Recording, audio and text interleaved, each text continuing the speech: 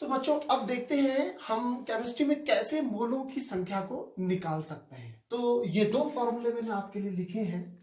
तो देखिए, number of moles of molecule, जब आपको क्या करना है, कोई मॉलिक्यूल्स के मोलों की संख्या आपको निकालनी है, तो आप कौन सा फॉर्मूला लगाएंगे कि मॉलिक्यूल्स के मोलों की संख्या, number of moles of molecule is equal to जो होता है वेट इन ग्राम। आप जो मॉलिक्यूल है उसका वेट इन ग्राम आपको मालूम होगा वो, और पट्टे उसका मॉलिक्यूलर वेट। जब वेट इन ग्राम को आप मॉलिक्यूलर वेट से डिवाइड करेंगे तो आपको number of moles of molecule मिल जाएगा। और दूसरा फॉर्मूला है number of moles of atom. अगर आपको एटम्स के मोल निकालने हैं तो number of moles of atom is equal to होगा वेट इन ग्राम, यानी कितना वेट है उसका ओवर एटॉमिक वेट, कितना एटॉमिक वेट है। तो अगर आपको ये मालूम है तो आप number of moles of atom और number of moles of molecule आसानी से निकाल सकते हैं। तो बच्चों, अगर आपको किसी भी गैस के मोलों की संख्या निकालनी है तो उसके लिए फॉर्मूला होता है number of mole of gas is equal to volume at NTP, यानी एनटीपी पर जो गैस का आयतन होगा ओवर स्टैंडर्ड मोलर वॉल्यूम। क्या? Volume at NTP over divided by standard molar volume. अब ये स्टैंडर्ड मोलर वॉल्यूम क्या होता है? तो ये स्टैंडर्ड मोलर वॉल्यूम क्या है कि कोई भी गैस हो, कार्बन डाइऑक्साइड, ऑक्सीजन, हाइड्रोजन, कोई भी गैस, उसका जो एक मोल होता है वो एनटीपी पर जितना आयतन ऑक्यूपाइड करती है उसको क्या कहा जाता है? Standard molar volume. और इसका जो मान होता है उसको हम क्या कहते हैं? 22.4 लीटर के बराबर होता है। तो यानी अगर आपको क्या करना है, किसी भी गैस के मोलों की संख्या बतानी है और उसका एनटीपी पर आयतन दिया हुआ है, तो आप ये वाला फॉर्मूले का यूज करेंगे कि number of mole of gas is equal to volume at NTP. Volume पे जो एनटीपी पर उसका आयतन होगा वो आपको लिख देना है, और नीचे जो स्टैंडर्ड मोलर वॉल्यूम है उसकी जगह आपको क्या लिखना है? 22.4 लीटर से।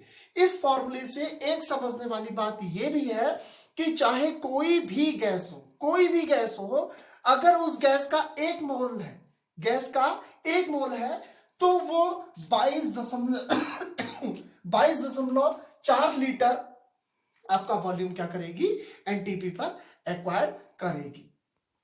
तो बच्चों, जो मोल कॉन्सेप्ट का चौथा फॉर्मूला है, अगर आपको नंबर ऑफ मोल्स निकालना है, मोलों की संख्या निकालनी है किसी भी एटम के लिए या किसी मॉलिक्यूल के लिए या किसी आयन में मोलों की संख्या या इलेक्ट्रॉनों के मोलों की संख्या, इन चारों में से कुछ भी निकालना है आपको। एटम्स के मोल निकालने हैं, मॉलिक्यूल्स के निकालने हैं, आयंस के निकालने हैं, इलेक्ट्रॉन्स के निकालने हैं, तो आपके लिए फॉर्मूला है number of moles of atom, molecule, ion, electron is equal to, आपको क्या करना है? नंबर ऑफ एटम जो आपको दिए हुए होंगे या मॉलिक्यूल या आयन या electron divided by Avogadro constant करेंगे। और आप एवोगैड्रो कांस्टेंट की वैल्यू जानते हैं, कितनी होती है? 6.022 into 10⁻23। यानी एवोगैड्रो कांस्टेंट की जगह आप इतनी वैल्यू रखेंगे 6.022 into 10⁻23, और जो एटम्स की संख्या आपको दी होगी, मॉलिक्यूल्स की संख्या दी होगी, आयंस की संख्या दी होगी, इलेक्ट्रॉन्स की संख्या दी होगी, आप उसको ऊपर रखेंगे, इससे डिवाइड करेंगे तो आपको number of moles of atom, molecule, ion या इलेक्ट्रॉनों की संख्या मालूम चल जाएगी।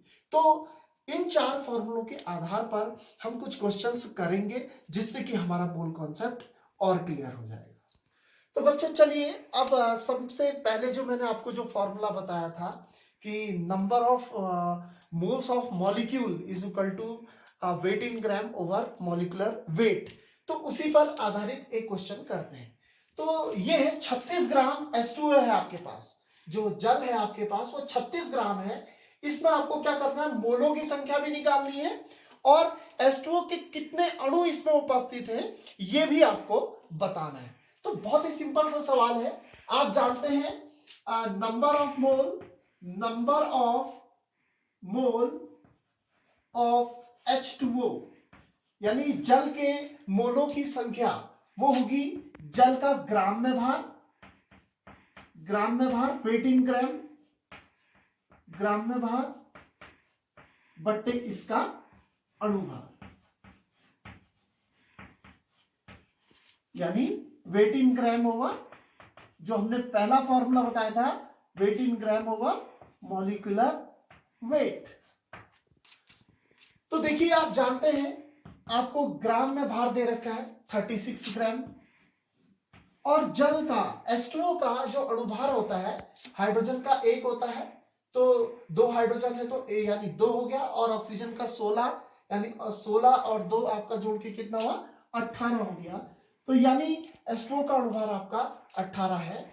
तो 18 बट्टे 36 कर हमने, तो यानी कहने का अर्थ है 36 ग्राम जो जल होगा उसमें जो 36 ग्राम जल है यानी वो किसके बराबर हुआ, 2 मोल जल के बराबर हुआ। 2 मोल H2O इसका आपके प्रेजेंट है। कहने का अर्थ है कि 36 ग्राम H2O में मोलों की संख्या क्या हुई, 2 मोल।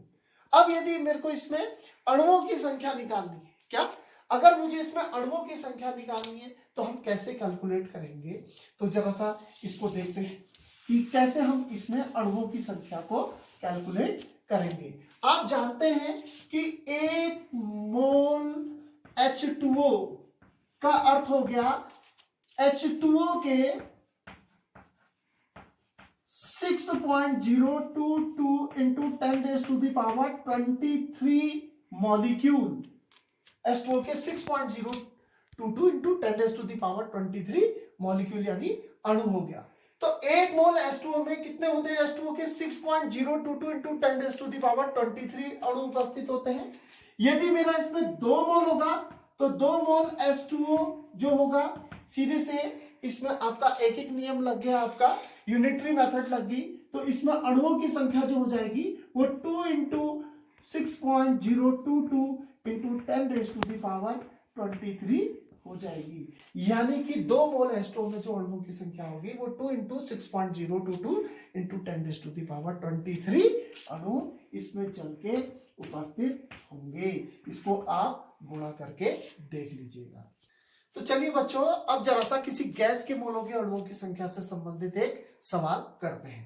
तो क्वेश्चन नंबर 2 है हमारा, एनटीपी पर 11.2 लीटर हमारी SO2 गैस है, तो इस गैस के मोलों की संख्या बतानी है और इसमें SO2 के कितने अणु उपस्थित है ये बताना है। तो सवाल एक बार और रिवाइज कर रहा हूं मैं।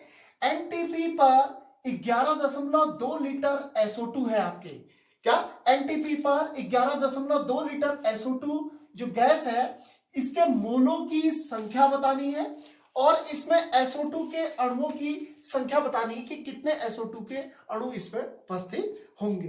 तो जैसे मैंने आपको तीसरा फॉर्मूला बताया था कि जो गैसों के मोलों की संख्या होती है, तो गैस के मोलों की संख्या बराबर जो हुआ वो एनटीपी पर गैस का क्या आयतन है divided by standard molar volume, जो किसके बराबर होता है बताया था मैंने आपको 22.4 लीटर के बराबर होता है। तो एनटीपी पर गैस का आयतन कितना दिया हमें 11.2 दिया है और स्टैंडर्ड मोलर वॉल्यूम हमारा कितना होता है 22.4 होता है।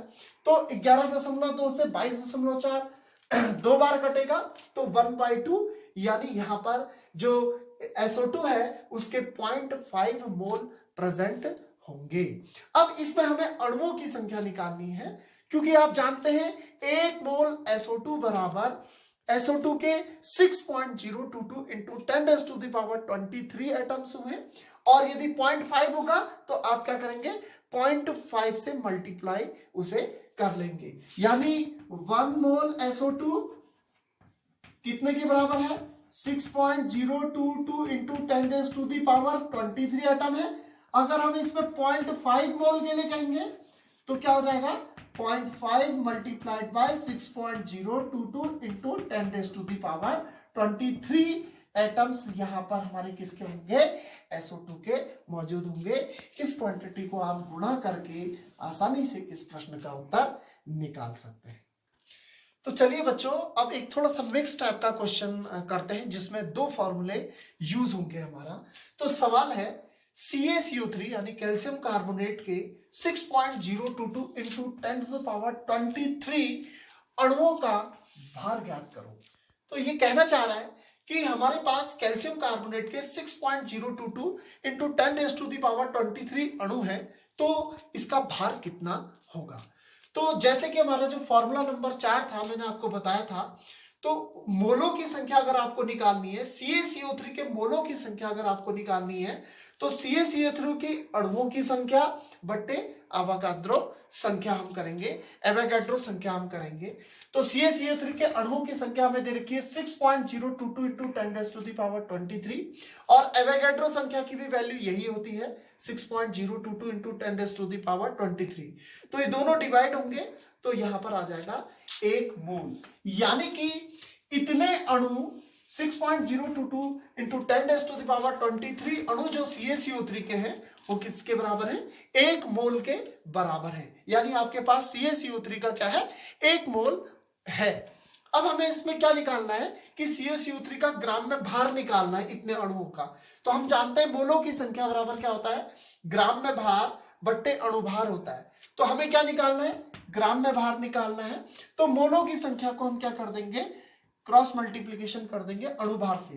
तो ग्राम में भार बराबर हो जाएगा मोलों की संख्या इंटू अणुभार। और CaCO3 का अणुभार हम जानते हैं कि जब हम जोड़ेंगे तो कितना आता है, 100 आएगा। तो मोलों की संख्या हमारी होगी 1, अणुभार हो गया हमारा 100, तो यानी टोटल 100 ग्राम इतने अणुओं का भार जो होगा वो 100 ग्राम के बराबर होगा।